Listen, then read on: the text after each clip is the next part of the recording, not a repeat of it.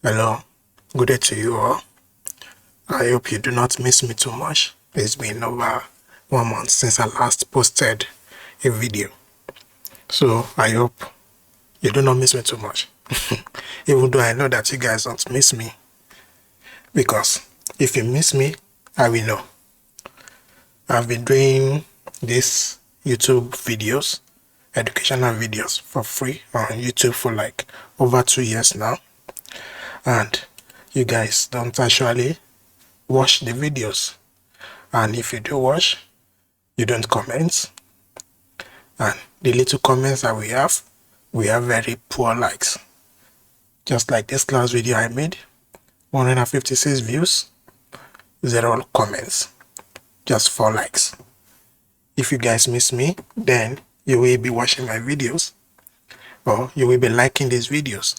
So it seems some of these things I do, they do not get to anyone. They do not impart the educational knowledge of anybody. So I've lost the vim to continue making these videos. As if I do make it, nobody watches it. And if anybody watches it, they don't like it.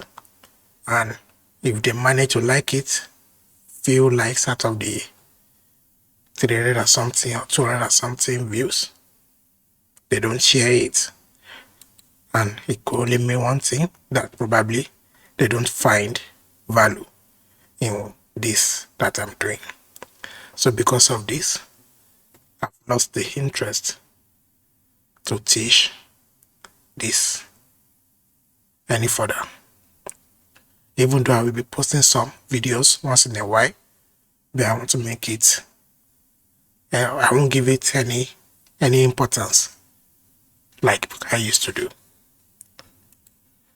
And recently I've been up to making a trading bot, not for cryptos, but for forex and synthetic indices.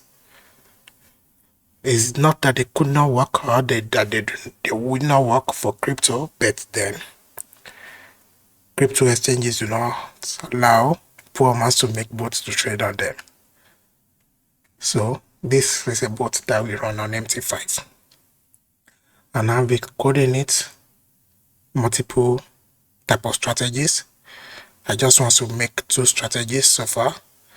One to run on price action patterns like tweezers, 2 IB, engulfings, AMA engulf, and some others.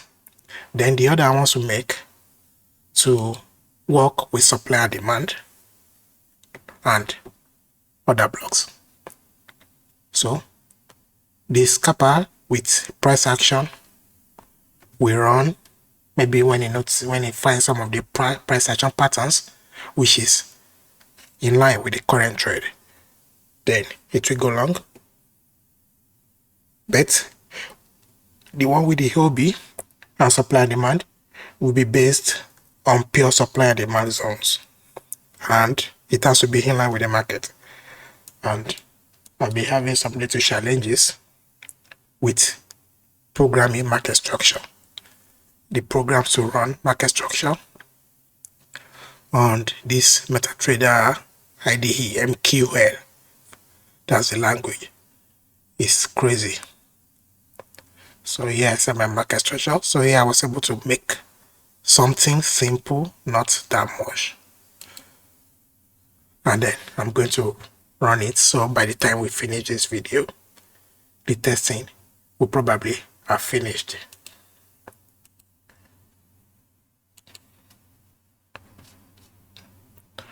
And it is running. So starting with $5,000 balance. When we finish the video, I will see how it has performed one of the strategies. And where I have the challenge with the market structure thing is market structure can be very complicated. We know it's a series of higher lows and higher highs. So I'm trying to use fractals to code the structure. But then fractals too can get a lot of false signals. In the case that, let me do it here. No, let me do it here.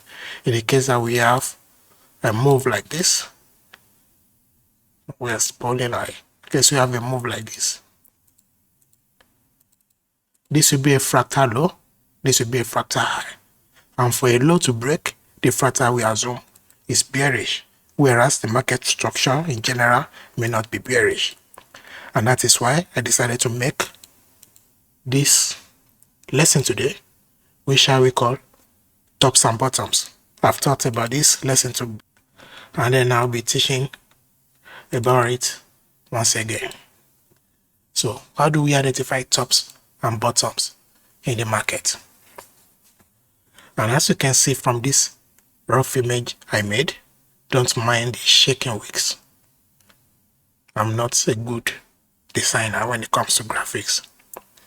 So how can you identify market tops and bottoms?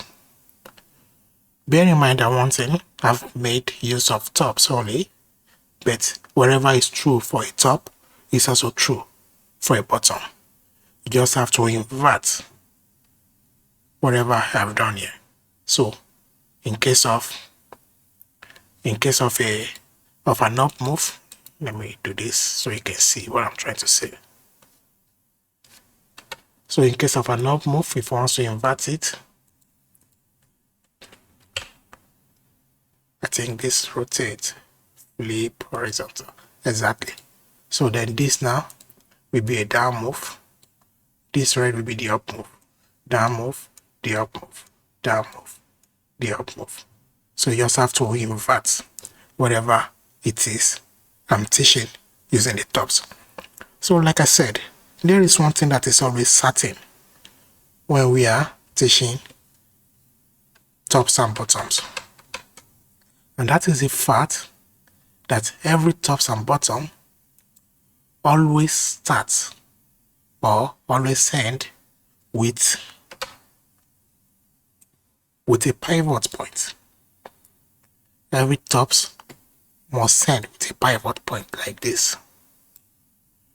If a market swing is not ending with a pivot point, then probably it's not yet a top. And what are pivot points? Pivot points is just an eye that has two lower highs to a side. Two lower highs to a side. So it's like the tip, the peak of the move. And when you have a pyramid, like the pyramid in Egypt, it has a peak where this moves up, then comes back down. And that is the peak. So the market always peak, and whenever it peaks, that is how we identify the tops. So for this particular point, I will call it a minor top, and for only one reason, being that we have this last up candle engulfed totally by this bearish candle, including the wicks. That means this is a powerful engulf.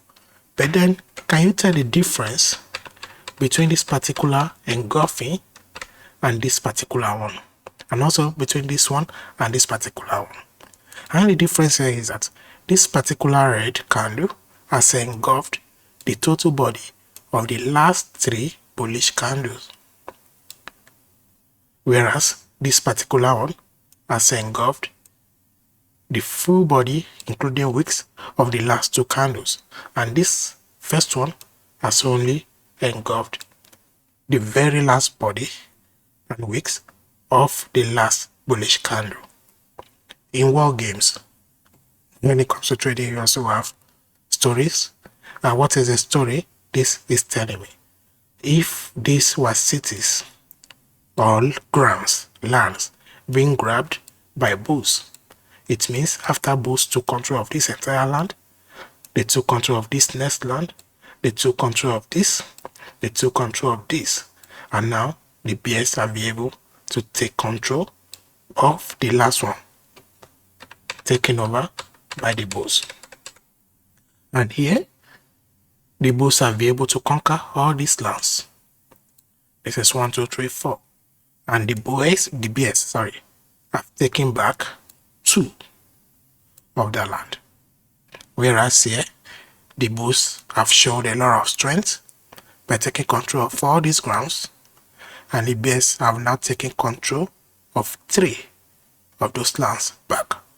So what this tells us is that the momentum of bears is increasing, and for bears to be able to overpower a very efficient bulls on a very long bull run, it means the bulls have peaked.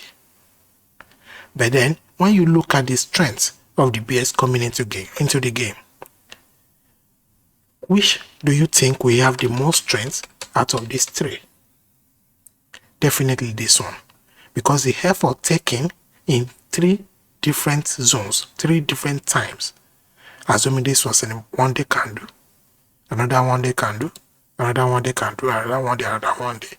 So 3 days effort of the bulls have been wiped out in just one day by the bears. 2 days effort of the bulls have been wiped out in just one day by the bears. 1 day effort of the bulls wiped out by 1 day effort of the bears. So this will be the most powerful. This will show the most strength from the bears, because in 1 day they absorbed and retaliated. Should I use our retaliated? They absorbed, and what other word can I use? And took control of 3 different lands and 3 different days taken by the bulls. So they have the most power here. And in that case, this we refer to as minor top, this as intermediate top, and this as major top, because this showed the most strength. This showed a very good strength as compared to this, but this shows the weakest strength.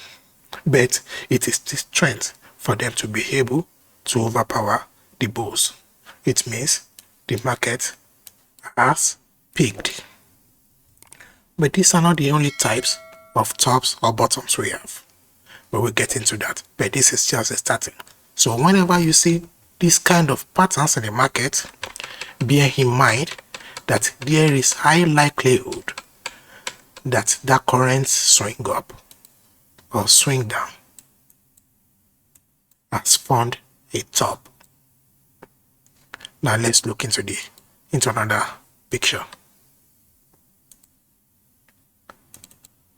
Now we have these swings, top and bottoms. This was the one I just explained. This very one, the first one, where we have the 1 day effort of the bulls being taken over by the bears in another 1 day, which means market found a minor top at that particular point. But then when the next day started, what did we see? We saw that this market, the bulls also took control back of what was taken from them by the bears. And if you notice, we also have that pivot point here. This pivot point is a 3 candle pivot point because we have an higher low here, and then we have another higher low here.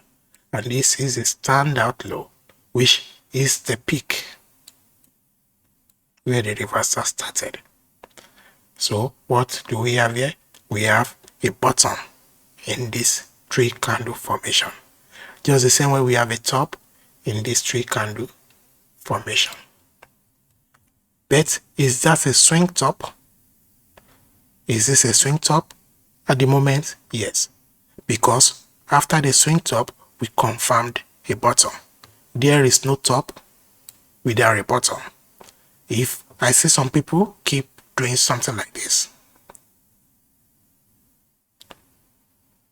and they will say this is an higher, this is an high, then they will say this is an higher high, then they will say this is not bottom, then another higher high. And if this market comes down and go back up, they will say this is a higher low. and then another higher high. So what happens to this low? They do not regard it as an higher low, probably because they saw it got taken out, probably because they feel the pullback is not strong enough or sufficient enough. But is this an higher low? That is what we want to look into, because there is no top without a bottom. When you are climbing a hill, and you're climbing, and you think you have peaked, it's either the top goes flat or it recedes. And if it recedes and it finds a bottom, it has to go back up, right? So once you have a top at this point, you must have a bottom somewhere. You cannot say you have a top and then a top. If this is a top, as you think might be the top, that means probably it has gone sideways for a long time. Then it must have a bottom, and this will be the bottom. So you cannot say this is an high, this is an high, this is an high, and disregard this as a low. So let's get into it.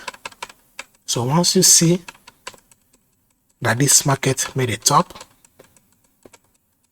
also made a bottom, and it continued back higher, and this is because minor tops tells you the swing is probably topping, not that it's leading to a reversal.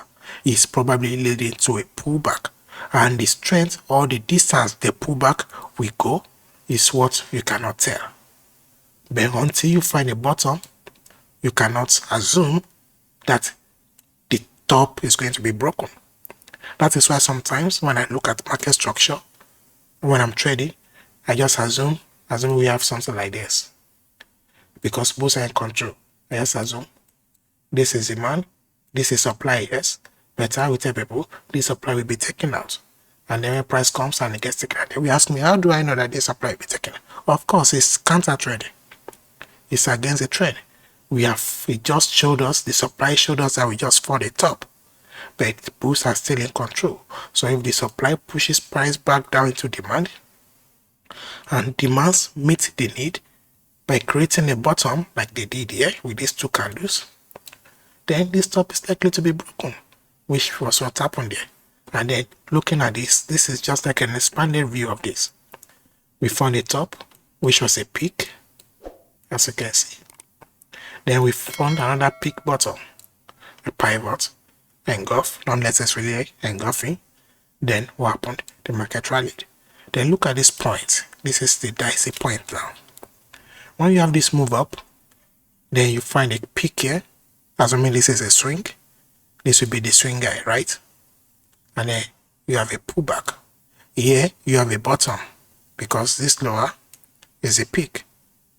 It's lower than this and lower than this.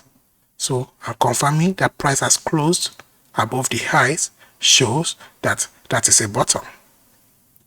But does it mean it is a swing bottom for this whole move? No. And why is that?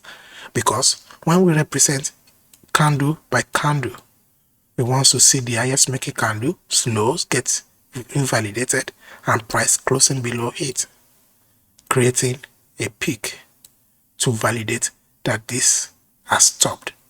So if we want to validate a bottom, we have to see that this candle also creates a reversal leading to break and close above this to validate this bottom as a swing bottom. So this is a swing.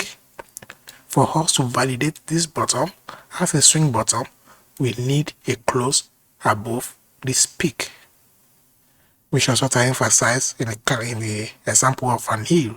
When you have an hill and it comes down, or a valley, and you find the bottoms and it goes up, then you say, okay, this is the first top you met, you descended from the bottom, started climbing again to find another top.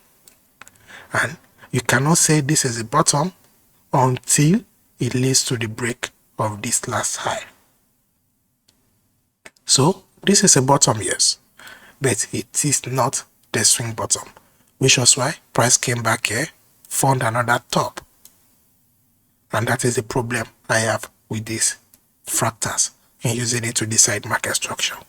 Created a top, Price then came back down, created what we call a tweezer, if that is a tweezer bottom, and then price came to break that swing guy, making this, let me remove this nice rough, making this, if this was the lowest low in that range, let me remove all this first. If this was the lowest, and if it is not, then making this that has the lowest bottom, or you can even refer to it now as double bottom. A bottom here, another bottom here. This is a bottom, this is a bottom. But this particular tweezer bottom will not be confirmed until this bullish candle has closed above the highs, if it is higher than this, and if it makes the lowest low than this. That shows strength. So this was also a top, but can you say it's a swing top? No, because this is the main swing in play, and this is the range of the swing. So you see that it goes above this, like this, then we say either this or this is a swing bottom, and like we have a double bottom. So either this or this has happened or has become the swing bottom, and this, for creating a bottom, was a top. So now let's move on to the last one.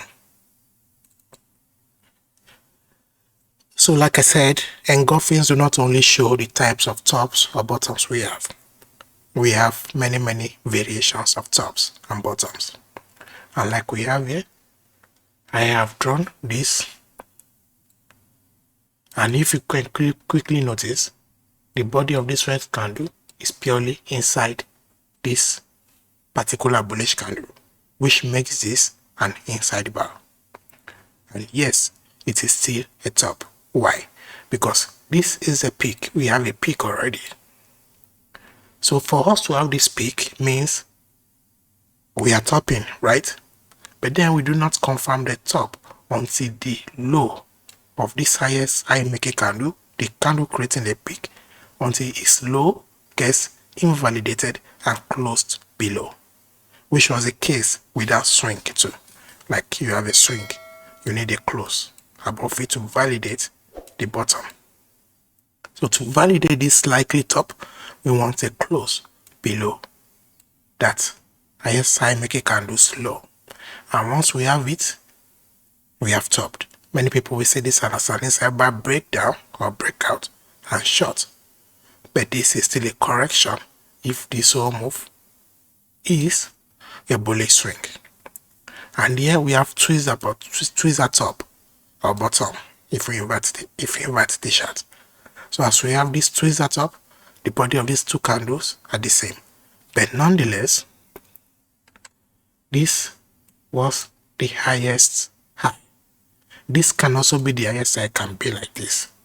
Then this will be the peak, and then the low of this one has to be closed below to validate the swing top, which is why this swing, if you go by close, some people use line charts, and line charts follows the close of the task, not the wicks.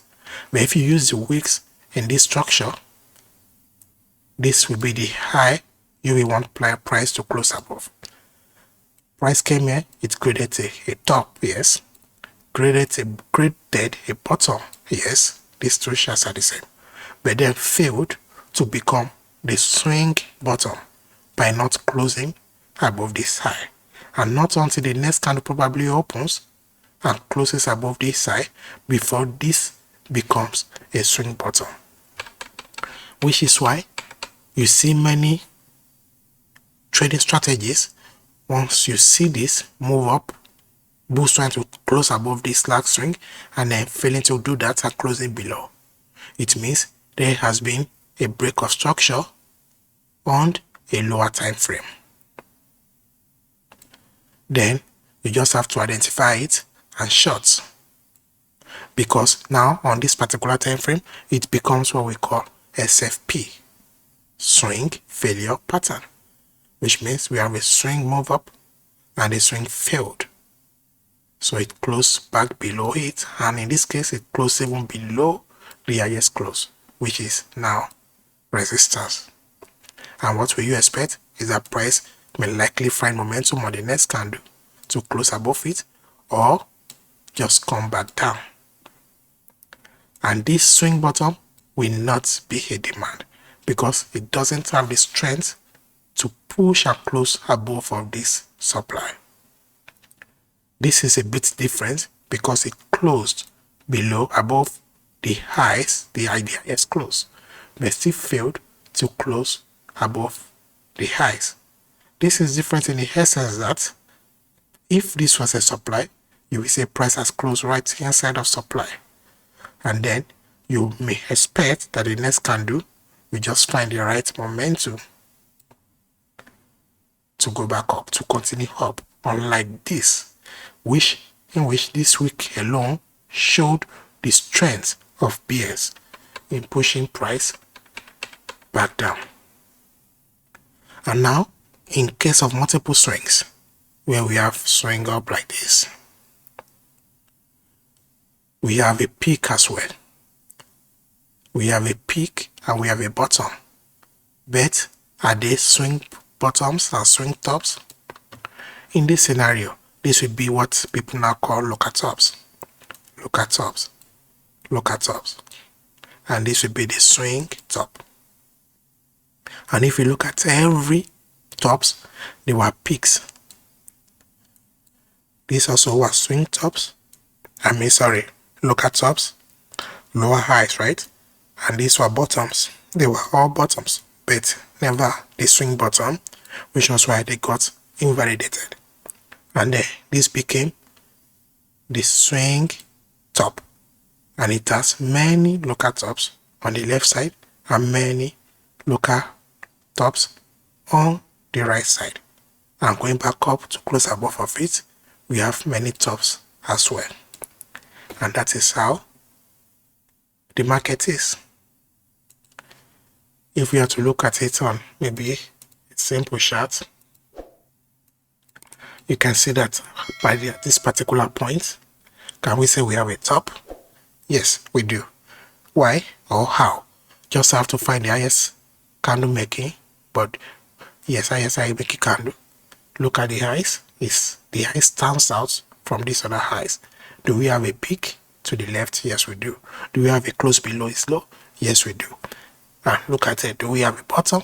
Yes, we do. We have a peak. Then did we close back above this size? Yes, that makes a swing. And look at this. Let me screenshot this. Look at this point. This was the peak, right? But did we close below this low? No. That means this is not yet a valid top. So we have this swing up. This was a likely top, but we didn't get a close below the lows. So this swing becomes 1. So when I said people do something like this, by regarding this as an high, this as an high, this as an high, and ignore this as a low. If this was what they did, then they are correct. But in many cases, that is not what they do. That is not what they do. So that is it about tops and bottoms. And I'm going to make another video talking about change of characters and breakout structures. When we first started trading, there were no resources on market structures. But nowadays, you have different terms that I myself don't even understand. So when people were talking change of character, I see shock, I was wondering what was shock. So I had to check on YouTube and I saw it. And to date, I see many people trade it wrongly. And now, people trading shock, breakout structure, is just now people putting Elliott waves into their market structure. And Elliott waves has always been there. But it's just like now, they realize it. And now, they try to make terms out of it. So the next lesson will be about shock and breakout structure. So let me look if this has finished. So we see the report. Okay, it seems it has finished. It has finished back testing. And as you can see from this particular one, I made it to be an inside bar. That is one of the price action pattern. And if you look at this, did it top? Yes, we have what I just thought. We have this. Okay, this is it. We have this peak. This was a low. It closed below the low. So that became an inside bar breakout. So it confirmed a top, right? So probably we'll have closed this thing. I don't want to take too much time on these videos anymore. Something like this. So the results was from 5,000 to 8,900 in 5 months.